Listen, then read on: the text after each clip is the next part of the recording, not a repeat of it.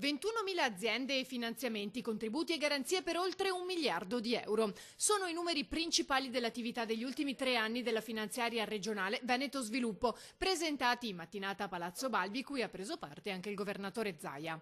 Era importante segnalare questo lavoro che Veneto Sviluppo ha fatto, sia quello che riguarda le attività storiche, che sono appunto le attività agevolative nelle varie forme, ma anche quelle nuove, più innovative, quindi le attività che stiamo svolgendo con la nuova SGR, con la nuova società di gestione del risparmio e tutta l'attività sui mini bond, compreso diciamo, l'attenzione che stiamo continuando a mantenere sulle imprese che comunque stanno vivendo delle fasi un po' complesse nella loro attività di crescita.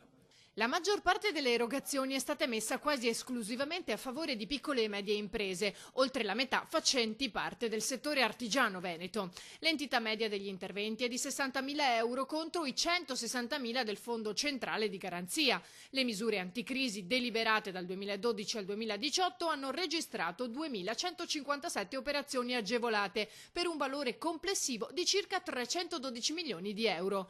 Ora in campo c'è un importante obiettivo. È il fondo appunto che punta a sostenere le imprese venete che stanno vivendo dei particolari momenti di complessità, ovviamente aziende che sono mediamente grandi e che hanno un importante indotto sul nostro territorio, perché poi non dimentichiamoci che le piccole imprese vivono in larga misura delle commesse e del lavoro delle grandi imprese. E questo lo stiamo facendo, abbiamo individuato dei partner importantissimi di caratura internazionale, come ho detto durante la conferenza stampa, e ovviamente i tempi sono quelli che il mercato richiede, ci stiamo attivamente lavorando e io sono molto confidente.